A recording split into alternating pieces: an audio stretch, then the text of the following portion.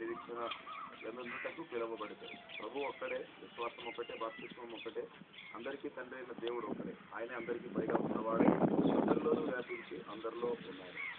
దేవుడి వాక్యం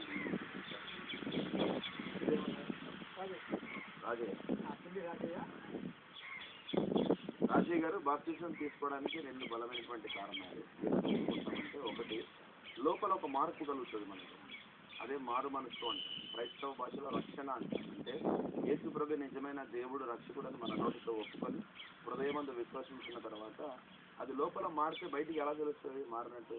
పెళ్లి చేసుకుంటే పుచ్చుకుంటాడు, తాలిబొట్టు చూసి చెప్తాడు పెళ్ళయిందని, లేకపోతే అది చెప్తాం. అదేవిధంగా లోపల కలిగినటువంటి మార్పుకు బహిరంగమైనటువంటి సూచన బాప్తిజం. అది అందుకనే బాప్తిజం తీసుకోవాలి.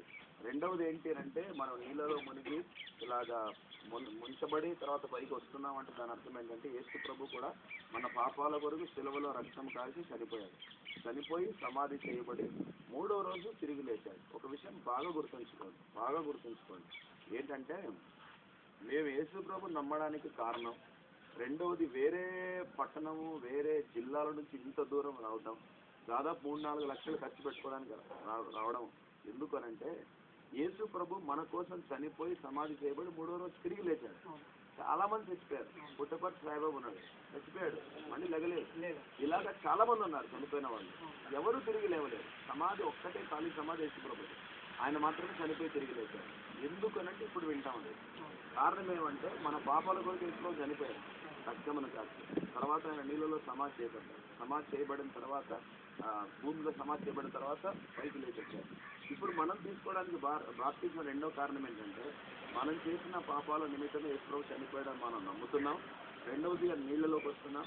ఏ విధంగా యేసు ప్రభు చనిపోయి సమాధి చేయబడి భూమిలో తిరిగి లేచాడో మనము కూడా నీళ్ళలో సమాధి చేయబడుతున్నాం. అదనమాట, సమాధి చేయబడి అందులోంచి బయటకు వస్తున్నాం. అంటే పాత రాజే చచ్చిపోతున్నాడు, అర్థమైందా?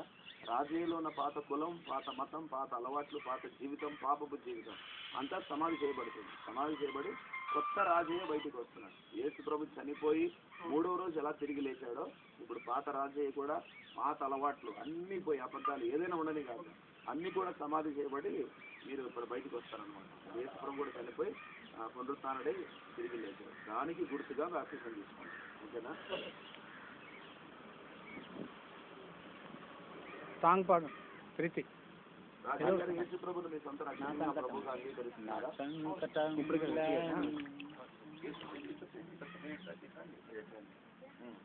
యేసు ప్రభుని మీ సొంత రక్షణ ప్రభుగా అంగీకరిస్తున్నారా? జీవితాంతం ఆయన్ని వెంబడించి సేవిస్తారా? యేసు ప్రభుని మీ సొంత రక్షకునిగా ప్రభుగా అంగీకరించినందుకు, జీవితాంతం ఆయన్ని వెంబడించి సేవిస్తానని వాగ్దానం చేసినందుకు తండ్రి, కుమార, పరిశుద్ధాత్మ త్రియేక దేవుని నామమున నేను మీకు బాప్తిజం ఇస్తున్నాను. సంకటములన్నీయు తీరిపోయే, సంహార దూత నన్ను దాటిపోయే.